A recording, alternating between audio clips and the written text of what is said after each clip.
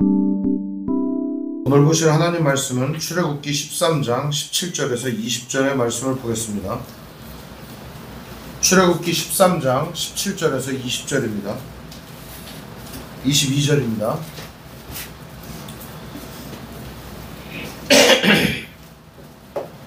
우리 한 절씩 번갈아 가며 읽겠습니다. 제가 읽겠습니다. 바로가 백성을 보낸 후에 블레셋 사람의 땅의 길은 가까울지라도 하나님이 그들을 그 길로 인도하지 아니하셨으니 이는 하나님이 말씀하시기를 이 백성이 전쟁을 하게 되면 마음을 돌이켜 애굽으로 돌아갈까 하였음이라.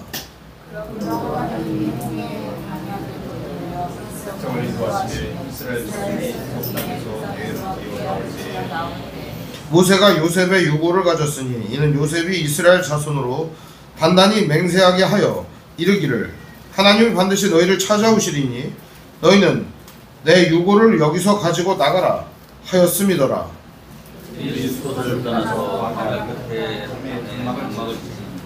여호와께서 그들 앞에서 가시며 낮에는 구름 기둥으로 그들의 길을 인도하시고 밤에는 불 기둥을 그들에게 비추사 낮이나 밤이나 진행하게 하시니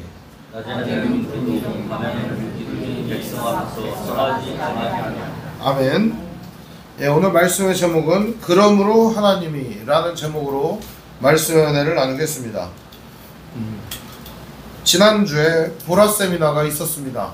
그리고 이제 한 조를 맡아서 목사님들과 전사님들을 맡아서 그들과 함께 말씀을 나누었습니다. 복음도 이야기하고 인생 역정과 신앙 과정도 얘기를 했습니다. 그런데 얘기를 다 듣다 보니 이 사람들이 하는 고백이 이런 겁니다. 하나님이 한 번에 나를 믿게 만들고 한 번에 길을 열어주시면 좋은데 그렇게 안 하고 뺑뺑 돌려가지고 이제서야 여기 오게 했다는 겁니다. 심지어 어떤 분은 두 분이나 은퇴를 하고서 전도사님이 된 거예요. 나이가 60이 넘어서 전도사님이 된 거죠. 왜 지금 이 나이에 나를 불렀는가?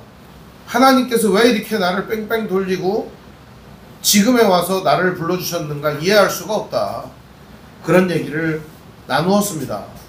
그러면서 이제 복음을 나누다 보니까 그분들이 하는 이야기가 너무나도 이해가 잘 되었습니다. 사람은 자기 자신이 원하는 때, 자기 자신이 원하는 시간에 모든 일이 이루어지기를 바랍니다. 그러나 하나님의 계획과 시간은 다를 수 있다는 걸 우리는 알아야만 합니다. 그게 뭐냐면 오늘 지금 우리에게 어떤 길과 시간과 기회가 주어지더라도 우리는 그 길을 걸어갈 수 있는 능력이나 그 길을 선택할 수 있는 지혜가 없음을 고백해야 한다는 겁니다. 때로는 지금 우리 앞에 넓게 뚫린 대로가 있다고 하더라도 그 길을 걸어갈 수 있는 능력과 힘과 그 길을 선택할 수 있는 지혜가 없다면 우리는 단연 다른 길을 걸어갈 수 있을 겁니다. 마찬가지로 하나님께서는 우리의 인생을 의도적으로 뺑뺑 돌려서 돌아가게 하실 수 있다는 사실을 기억해야 합니다. 제가 어린 시절에 있었던 얘기입니다. 저쪽 시구리에 가면 논두렁 있습니다. 거기 우리 논이 있어요. 한 4,000평 정도 있습니다. 지금 싹 다 없어졌어요. 다 팔고 아버지가 저 강원도로 나르셨거든요. 그리고 또 천국으로 가셨습니다. 근데 거기를 가면은 항상 아버지가 그 수로를 건너가야 되는데 그 농수로를 건너야 되는데 농수로가 폭이 좀 됩니다. 근데 농수로를 건널 때 가자고 그렇게 재촉을 해요. 근데 농수로에 한번 건너다가 제가 거꾸로 처박힌 적이 있습니다. 그래 거꾸로 처박히기가 어떻게 되겠습니까? 농수로에 거꾸로 처박혀보면 알 수가 있습니다. 물이 콧구녕으로 엄청 들어옵니다. 그래가지고 거머리는 또 온몸에 다 붙어가지고 말입니다. 이 거머리가 피를 빨아대는데 말이죠. 이거 어떻게 견딜 수가 없어요. 한번 그런 경험을 하고 나니까 농수로를 건너기가 너무 두려운 겁니다. 그러니까 아버지는 그때부터 저를 멀리 돌아서 이렇게 데리고 가셨습니다. 그리고 그때부터는 계속 논을 갈 때마다 계속 돌아서 데리고 가는 거예요. 거기를 한 번도 간 적이 없어요. 농수로로 가면 되는데 그 지름길이에요. 바로 가면 되는데 그쪽으로 안 가고 계속 돌아가는 거예요. 제 10살이 좀 넘어가지고 이제 어느 정도 이제 뛰어다닐 나이가 됐습니다. 근데 아버지가 그때 당시에 계속 또 돌아가는 겁니다. 그래서 아버지 저쪽으로 가면 되는데 왜 자꾸 돌아갑니까? 그러니까 이제는 그 길로 가도 괜찮겠니? 그러더라고요. 제가 어릴 때 거기에 처박힌 기억을 저는 잊어버리고 있었는데 아버지는 그걸 알고 저를 이렇게 돌아서 이렇게 데리고 간 것이었어요. 아버지는 어떻게 보면 빨리 갈 수 있는 길이 있음에도 불구하고 저를 위해서 길을 계속 돌아가셨던 거죠. 생각을 해보니 아버지의 사랑이 진하게 느껴졌습니다. 뭐냐면 그냥 빠지더라도 빨리 가자 이랬으면 될 건데 인내심을 가지고 이렇게 뺑뺑 돌아가 주셨던 거죠. 제가 이제 거기를 건너지 못할까봐. 사람이란 자기 자신의 입장에서 항상 생각을 하게 됩니다. 그러다 보니까 하나님의 계획과 뜻을 생각하지 않습니다. 내 입장에서 내 인생을 생각하다 보니까 하나님 계획보다 내 계획이 먼저다 이렇게 생각할 때가 많습니다. 그렇게 되면은 하나님의 계획이나 하나님의 생각은 무시해버리기에 마련입니다. 실제로 여러분 잘 생각해 보시면 우리의 계획이나 우리의 생각보다 하나님의 뜻이 더 좋다는 것을 알게 됩니다.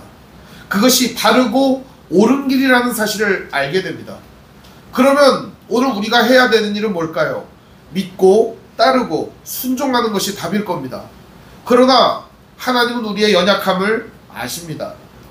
오늘 이스라엘 백성들은 이집트를 떠나서 이제 드디어 광야의 첫 발을 내딛게 됩니다. 그리고 나서 가나안으로 출정을 하게 됩니다. 이스라엘 이 사람들이 이 지금 있는 고센 땅에서 가나안까지 가는데 여러분 얼마나 걸리냐? 7일이면 됩니다. 해안선을 따라 쭉 가면 7일이면 갑니다. 근데 이 길을 갔다가 아래로 내려서 돌아가지고 이 시나이 반도 맨 밑으로 내려가가지고 여기서부터 다시 올라가야 되는 거예요. 가데스 바네아에 있는 데까지. 이렇게 가는 데는 얼마가 걸리냐? 대략 2주에서 한 달이 걸립니다. 엄청 긴 길이죠. 그러니까 7일이면 갈 길을 왜 한 달이나 걸려서 그 길을 걸어가게 하셨는가 하는 겁니다. 오늘 그 이유가 17절에 기록이 되어 있습니다. 바로가 백성을 보낸 후에 일어난 일이에요. 바로가 백성을 보낸 후에 하나님께서 블레셋 사람의 땅은 길은 가까울지라도 하나님이 그들을 그 길로 인도하지 아니했으니 이는 하나님이 말씀하시기를 이 백성이 전쟁을 하게 되면 마음을 돌이켜 애굽으로 돌아갈까 하셨습니다. 블레셋이라고 하는 나라가 딱 버티고 있어요. 거기가 이제 팔레스타인이라고 하죠. 그러니까 이름 자체가 블레셋이라고 하는 이름이 팔레스타인이라는 이름인데 그 대륙 이름을 우리가 뭐라고 하냐? 팔레스타인이라고 하잖아요. 그 지역 이름을. 그러니까 팔레스타인이라고 하는 이름이 붙을 정도로 블레셋이라고 하는 사람이 그곳에 정착해버렸어요. 근데 이 블레셋, 팔레스타인이 정착을 했는데 이 민족은 해양 민족입니다. 바다에서 해적질하던 사람들이라 이겁니다. 그런데다가 해적질을 하다 못해 이 사람들은 강력한 철기 문화가 있었어요. 그러니까 이 사람들은 칼도 철로 만들고, 이스라엘은 청동기도 아니에요. 구석기, 신석기 문화 같은 거에 짱돌 들고 싸우고, 거기에는 가시나무 들고 싸우고, 뭐 모래 들고 싸우고 이런 상황이에요. 그러니까 전쟁을 만나면 어떻게 되겠어요? 우리 큰일 났다, 애굽으로 돌아가자, 이렇게 겁을 내지 않겠습니까? 그러니까 하나님께서는 애시당초 이 사람들을 다시 돌이킬 수 없도록 어디로 이끄시냐? 저 광야길로 이끌어 가시는 것입니다. 그 얘기를 오늘 말씀은 뭐라고 얘기합니까? 전쟁을 보면 돌이켜서 애굽으로 돌아갈까 하였습니다. 이들의 마음은 안 그래도 애굽에 있어요. 그런데 애굽으로 돌이키지 못하도록 하나님 어떻게 하는 거예요? 전쟁을 아예 피하도록 돌아가게 하셨다는 겁니다. 전쟁을 피하도록 돌아가게 하시는 하나님의 마음이 어떤 것이냐? 저는 이해가 됩니다. 여기로 안 가면 얘네들은 다시 애굽으로 돌이킬 수 있구나 하는 겁니다. 실제로 하나님께서는 오늘 말씀을 보면은 진을 치는데 어디로 진을 치느냐? 쭉 대열을 인도해서 이들이 가고자 하는 그 길에 계속 가게 되는데 18절에 보면 그러므로 하나님이 홍해의 광야길로 돌려 백성을 인도하심에 이스라엘 자손이 애굽 땅에서 대열을 지러 나올 때에 모세가 요셉의 유고를 가지고 나왔다. 이런 얘기를 하고 있습니다. 그래서 20절에 보면 숫곳을 떠나 광야 끝 에담의 장막을 쳤다. 여기가 어디냐면은 이게 애굽을 떠나서 쭉 가다 보면은 이게 에담이라고 하는 데가 어디냐, 홍해 앞이에요. 딱 홍해 앞에. 그러면 홍해 앞에 딱 진을 치잖아요. 그러면 이 홍해 앞에서 여러분 뒤로 백할 수가 없어요. 그냥 뒤로 백하면 애굽이고 홍해를 건너면 어디죠? 광야예요. 그러니까 홍해를 건너서 가게 한 거예요.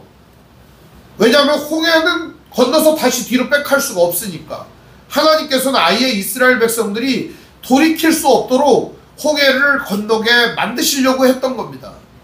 그러니까 이 작업이 어떤 거냐, 이들이 다시는 애국으로 돌아갈 수 없는 물리적인 강을 만들어 놓은 거예요. 물리적인 바다를 만들어 놓은 거죠. 그게 홍해입니다.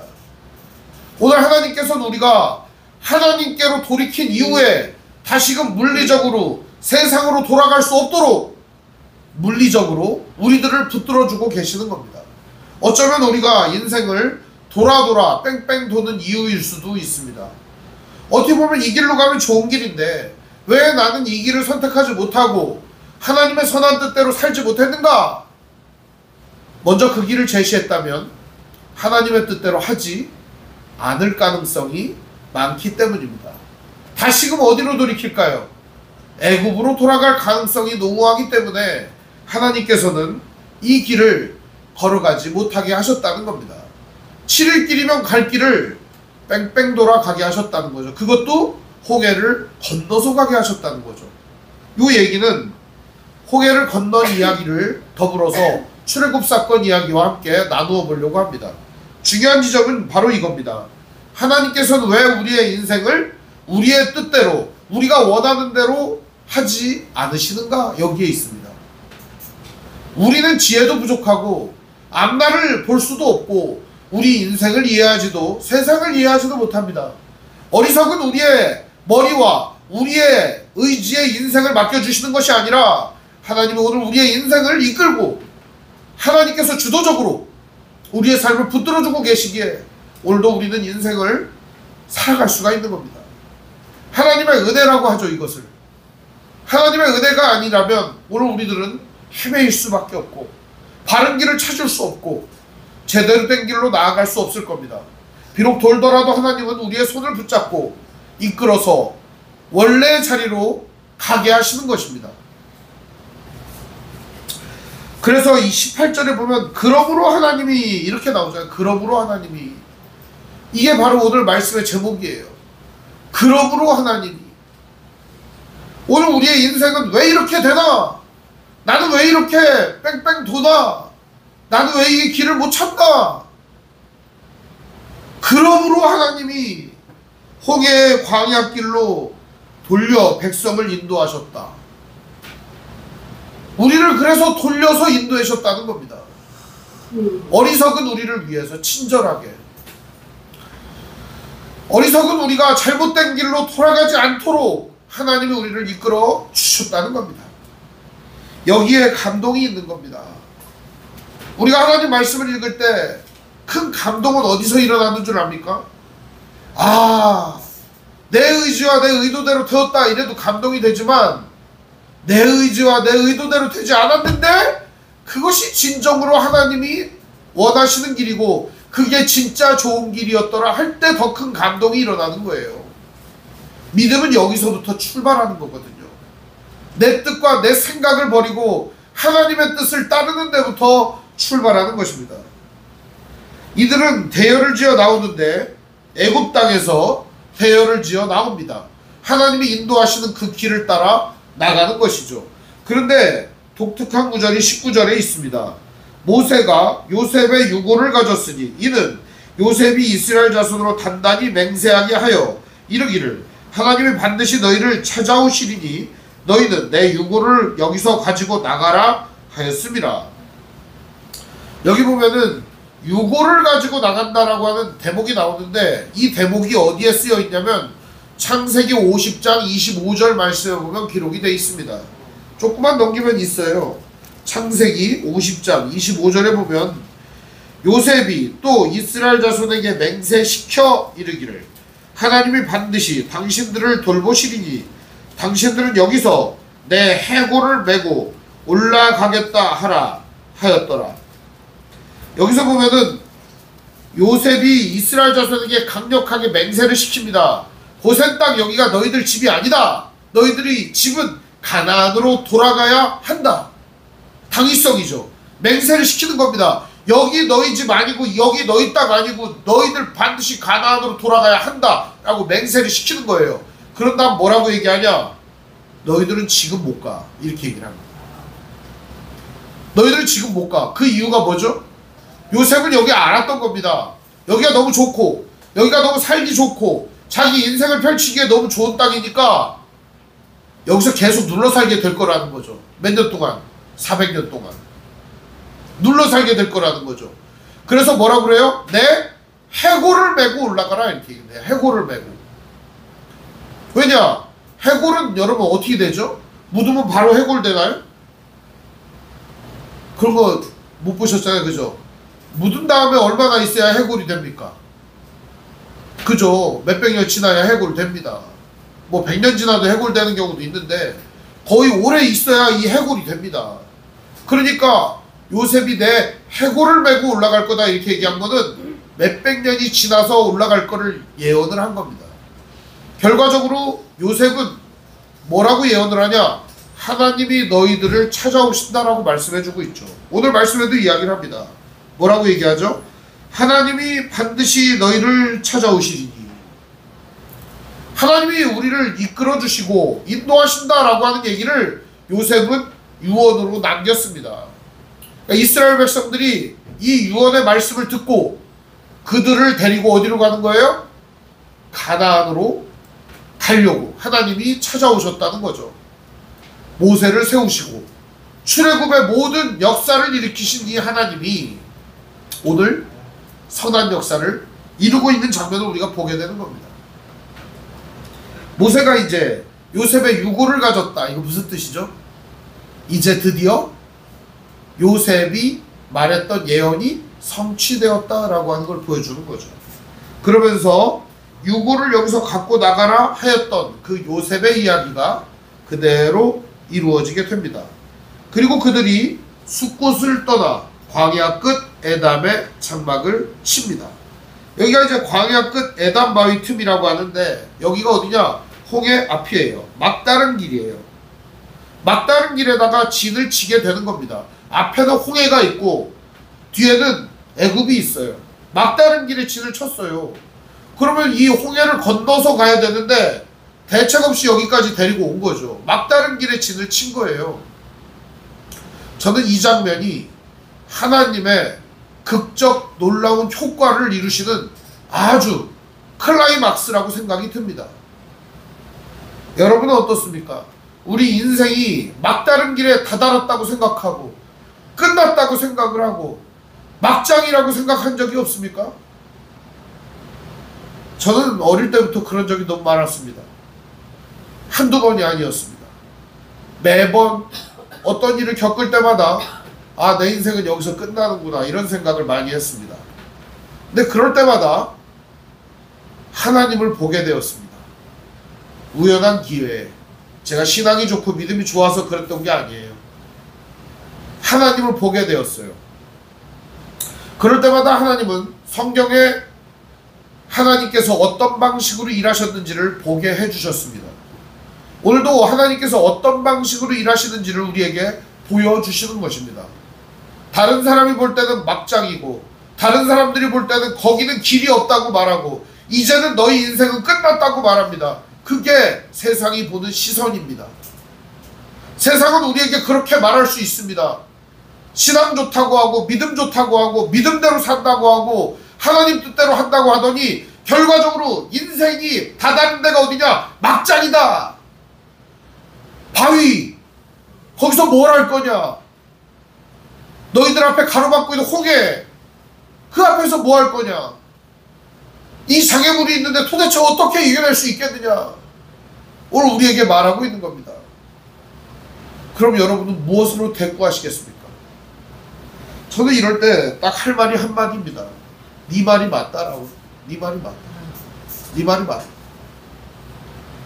맞아, 내 인생 막장이고 대책도 없고 답이 없다. 그래, 말할 수밖에 없다는 거예요. 여기가 끝이다라고 말할 수밖에 없다는 거예요. 그래서 뭐 여기서 끝난다 한들 무슨 문제가 있습니까? 여기서 끝나도 우리에게 무슨 문제가 있습니까? 하나님이 오늘 우리를 영화롭게 하시고 영광스러운 존재로 만들어 주셨는데, 이미 오늘 우리에게는 부활의 소망이 약속이 되어 있는데, 도무지 오늘 우리에게 주어진 소망이 아무리 이 땅에서 끊어진다고 하더라도 오늘 우리에게 무슨 문제가 있습니까? 세상은 이쯤 되면은 인생을 스스로 포기하거나 끊어버리거나 삶을 포기하는 것이 답이라고 생각합니다. 하나님이 이끌어서 6월절 이 모든 기적을 베풀어서 결과적으로 온 데가 어디예요? 홍해 앞에 에단 바위 틈이에요. 여기는 막장이에요. 광야 끝이에요. 왜 여기까지 하나님이 이끌어냈는가 하는 겁니다. 그런데 하나님이 이끄시는 방법도 독특합니다. 21절에 보면 여호와께서 그들 앞에서 가시며 낮에는 구름 기둥으로 그들의 길을 인도하시고 밤에는 불기둥을 그들에게 비추사 낮이나 밤이나 지나가게 하시니 낮에는 구름 기둥 밤에는 불기둥이 백성 앞에서 떠나지 아니하더라. 21절 말씀을 주목해 주시기 바랍니다. 여호와께서 어떻게 하십니까? 그들 앞에서 가시며. 하나님 오늘 우리 앞에 가십니다. 이걸 믿으세요, 여러분. 우리 인생이 아무리 답답하고 사방으로 우겨쌈을 당하고 막장인 것 같아도 하나님 우리 앞에 가십니다. 그리고 우리가 갈 길 인도해 주십니다. 이거 믿으세요.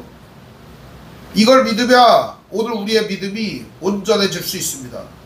비록 우리의 삶은 오르락 내리락을 반복하고 좌절과 실패를 반복할지라도 오늘 우리의 삶은 하나님께서 앞서가신다라고 하는 믿음을 가지고 걸어가는 겁니다. 하나님이 우리의 인생을 앞서가시면 오늘 우리 인생에 대책이 있는 거예요. 답이 있는 거예요. 그분이 앞서가셨는데 우리의 인생에 답이 없겠습니까? 구름기둥과 불기둥이 뭘 의미하는 줄 아십니까? 하나님이 함께 하신다라고 하는 선언입니다.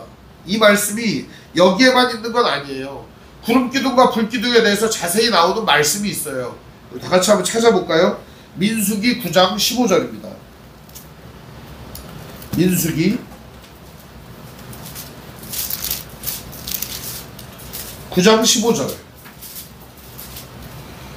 제가 읽어가며 말씀드리겠습니다. 성막을 세운 날에 구름이 성막 곧 증거의 성막 덮었고 저녁이 되면 성막 위 불 모양 같은 것이 나타나서 아침까지 이르렀으되 항상 그러하여 낮에는 구름이 그것을 덮었고 밤이면 불 모양이 있었는데 구름이 성막에서 떠오르는 때에는 이스라엘 자손이 곧 행진하였고 구름이 머무는 곳에 이스라엘 자손이 진을 쳤으니 이스라엘 자손이 여호와의 명령을 따라 행진하였고 여호와의 명령을 따라 진을 쳤으며 구름이 성막 위에 머무는 동안에는 그들이 진영에 머물렀고 구름이 성막 위에 머무는 날이 오랠 때에는 이스라엘 자손이 여호와의 명령을 지켜 행진하지 아니하였으며 혹시 구름이 성막 위에 머무는 날이 적을 때에도 그들이 다만 여호와의 명령을 따라 진영에 머물고 여호와의 명령을 따라 행진하였으며 혹시 구름이 저녁부터 아침까지 있다가 아침에 그 구름이 떠오를 때에도 그들이 행진하였고 구름이 밤낮 있다가 떠오르면 곧 행진하였으며 이틀이든지 한 달이든지 1년이든지 구름이 성막 위에 머물러 있을 동안에는 이스라엘 자손이 진영에 머물고 행진하지 아니하다가 떠오르면 행진하였으니 곧 그들이 여호와의 명령을 따라 진을 치며 여호와의 명령을 따라 행진하고 또 모세를 통하여 이르신 여호와의 명령을 따라 여호와의 직임을 지켰더라. 아멘.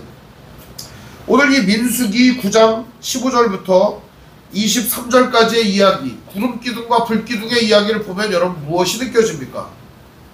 여기에 말씀에 가장 많이 나오는 구절이 뭔 줄 압니까? 여호와의 명령을 따라, 이런 말씀입니다. 18절에도 여호와의 명령을 따라가 2번이나 나오고, 19절에도 여호와의 명령을 지켜 나오고, 20절에도 여호와의 명령을 따라, 여호와의 명령을 따라 계속 나옵니다.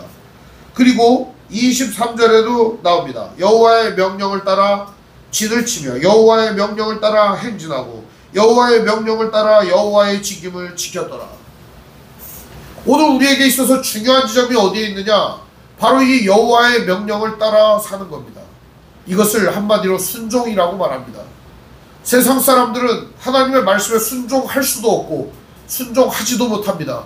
그러나 그리스도인들은 오늘 우리의 광야 같은 인생 앞에서 나아가야 하는 유일한 길이 무엇이냐? 여호와의 말씀에 순종하는 것입니다. 그의 말씀을 따라 살아가는 것입니다. 여러분, 기억해야 할 것은 이스라엘 백성들이 하나님의 말씀에 순종하지 않았다면 어떻게 됐을까요? 광야에서 생존할 수 없었을 것입니다. 온전한 순종만이 광야에서 생존을 보장하는 것입니다.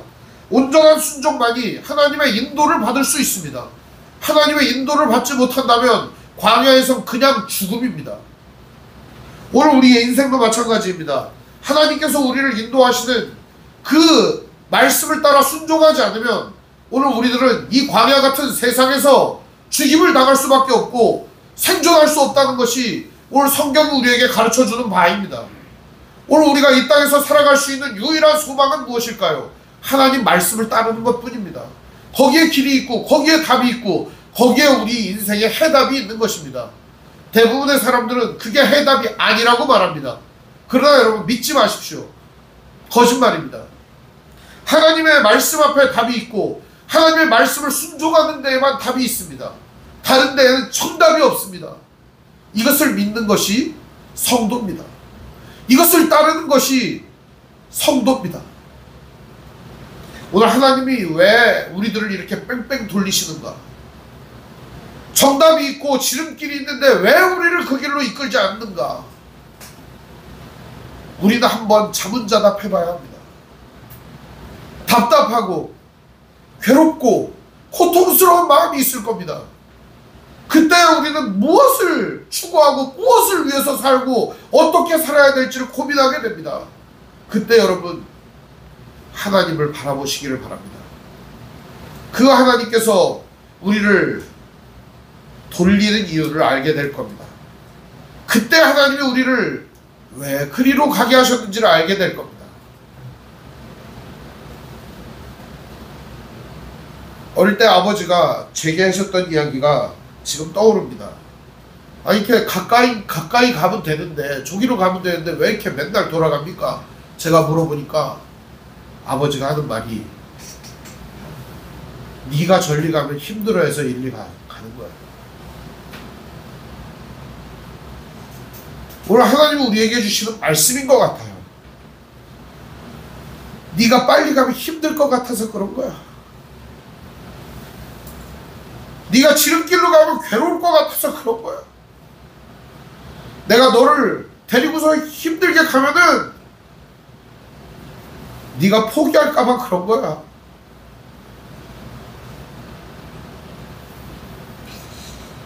인생을 살면서 여러 번의 위기와 어려움이 여러분에게 있을 줄 압니다. 때로는 남들이 쉽게 가는 길을 몇 바퀴씩 돌아서 가야 되는 경우도 있었을 거라고 생각합니다. 그럴 때 여러분, 하나님의 인도와 보살핌을 생각해 보시기를 바랍니다.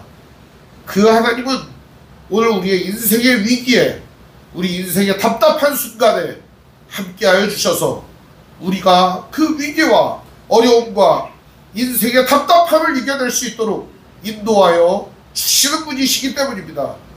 오늘도 날마다 죄악 가운데 빠져있고 어려운 가운데 있을지라도 우리들을 건져주시고 함께 하시는 그 하나님을 믿고 신뢰하고 바라보며 나아가시기를 주님의 이름으로 축원을 드립니다. 우리 찬양한 자가 기도하겠습니다.